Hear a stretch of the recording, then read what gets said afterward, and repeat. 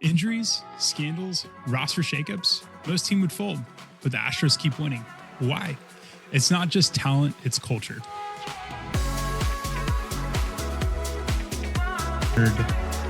Being a huge sports nerd, I love a good story about resilience.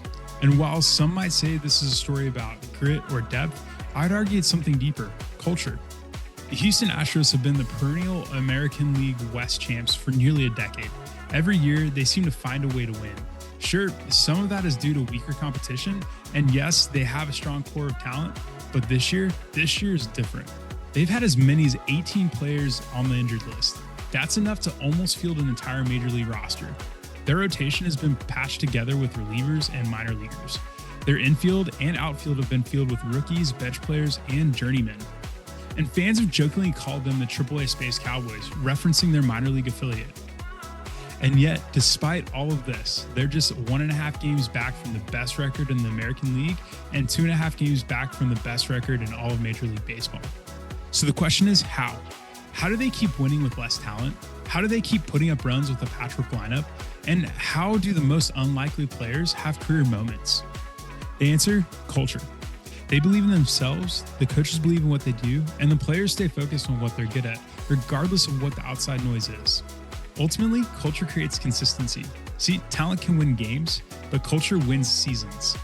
Cam Smith has been a steady presence in right field all season, but when injuries hit the Astros hard, especially in the infield and in the lineup, Smith didn't just hold his spot, he stepped up. With stars like Jeremy Pena and Jake Myers sidelined, Smith moved closer to the top of the lineup. And instead of just filling space, he became a key contributor in RBIs, delivering clutch hits and helping drive the offense forward.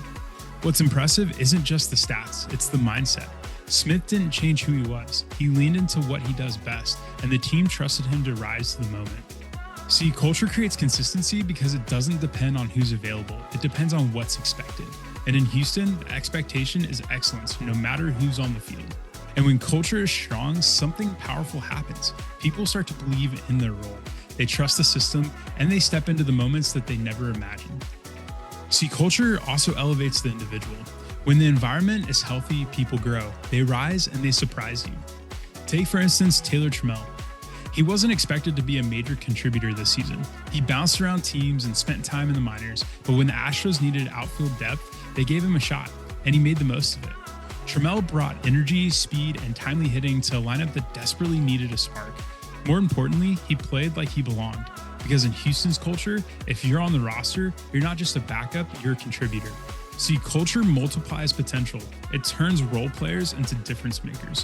When the environment is strong, people rise.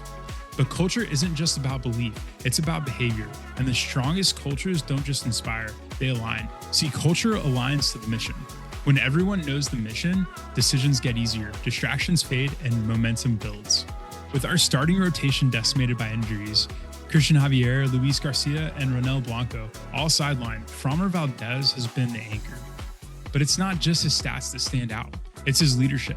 Valdez has embraced the role of mentor, helping young pitchers like Brandon Walter and Colton Gordon navigate the pressure. He kept the clubhouse focused, calm, and committed to the mission. Compete every day, no excuses. Even with the trade rumors constantly swirling and the roster constantly shifting, Valdez has kept the team aligned and locked in.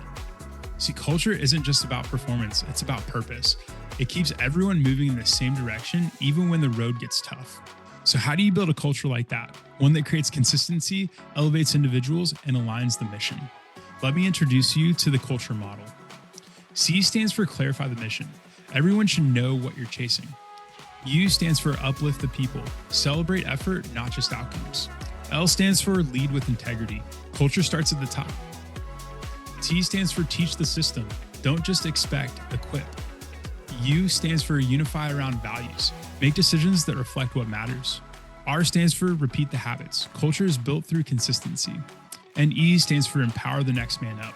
See, everyone matters and everyone contributes. So this week, ask yourself, what's the culture I'm creating? What do people feel when they walk into my team, my home, or my organization? And what's one habit I can repeat that reinforces the culture that I want? If this episode gave you something to think about, would you do me a favor? Like this episode, drop a comment, and subscribe to the channel. We're building a space for real leaders to grow, and I'd love for you to be a part of it. Thanks for listening. I'll see you guys next time. Peace. Peace.